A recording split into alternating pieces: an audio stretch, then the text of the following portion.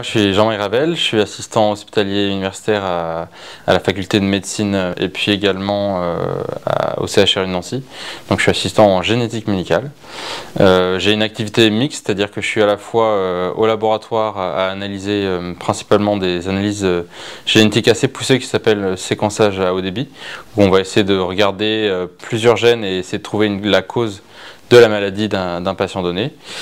sur plusieurs thématiques. Ça peut être des troubles neurologiques, des troubles cardiologiques, etc. Et ensuite, la deuxième partie de mon activité, elle est en clinique, c'est-à-dire que je vois des patients chez qui on suspecte une prédisposition génétique au cancer. Donc c'est ce qu'on appelle l'oncogénétique, et donc je suis référent de cette activité donc, au sein du service de génétique clinique du CHRU de Nancy.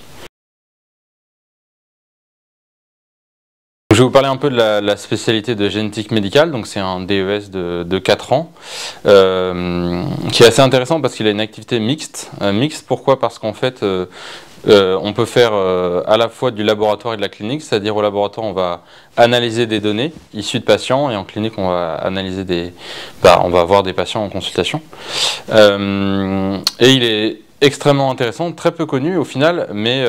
il y a une activité très riche de par les thématiques, donc c'est-à-dire qu'on va analyser en fait énormément de maladies, les surdités, la neurologie, la neuropédiatrie, les cardiopathies, absolument tout est imaginable,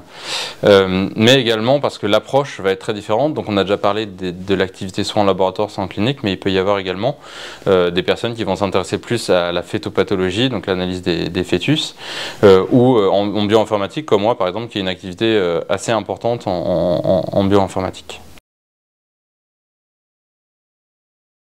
Ça s'est fait un peu par hasard en fait, donc ça c'est un premier message un peu important je trouve, c'est que on peut avoir des idées bien arrêtées. Moi par exemple je souhaitais être interne en neurologie jusqu'au jour de l'ECN, et en fait je me suis rendu compte que ce qui m'intéressait le plus c'est de la recherche en neurologie, et que la spécialité de génétique médicale me permettait de commencer très tôt la recherche. J'avais déjà fait un master 2 avant l'externat, et puis là le parcours, la formation elle lie vraiment la recherche à la clinique, et donc c'est vraiment pour ça que j'ai fait cette spécialité, que je me suis rendu compte assez vite qu'en effet il y avait quand même pas mal de temps potentiellement dédié à la recherche, et derrière en plus ça m'a permis de beaucoup développer mes compétences annexes, comme par exemple en bioinformatique. Un autre point aussi qui me semble intéressant à dire de façon générale dans les spécialités, c'est qu'il faut bien je pense essayer de se projeter dans l'exercice de la spécialité à 5 ans, à 10 ans, à 15 ans. Et donc par exemple un des points qui m'avait vraiment intéressé dans la génétique, et je me rends compte à quel point maintenant c'est au cœur de choix, c'est l'exercice, c'est-à-dire que typiquement il n'y a pas de salle, il y a des consultations en génétique clinique, mais il n'y a pas de gestion de salle comme dans la plupart des autres spécialités médicales. Il y a une organisation du temps personnel qui est souvent assez flexible,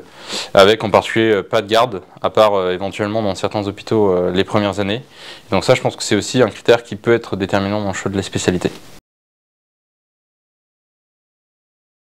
Je vous l'ai dit, moi je trouve que cette discipline elle est vraiment passionnante, il y a énormément de points d'accès, et donc je pense que le conseil c'est vraiment de vous laisser surprendre. N'hésitez surtout pas à contacter n'importe quel professionnel proche de la génétique médicale, c'est une communauté qui est hyper ouverte, et je trouve que c'est ça un des atouts forts de cette spécialité, le fait qu'on a gardé quand même cette discipline communautaire où on va facilement discuter entre nous. Voilà, il y a des personnes comme moi qui sont attirées par l'aspect d'analyse de données et par voir les patients en consultation. Il y en a d'autres qui vont être attirés par le fait de voir des patients où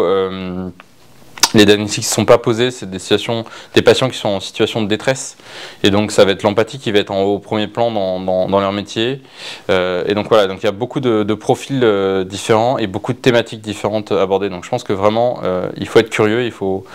essayer de voir si possible passer en stage de cette spécialité qui est vraiment méconnue, mais qui va être probablement une des stars des prochaines années avec le développement de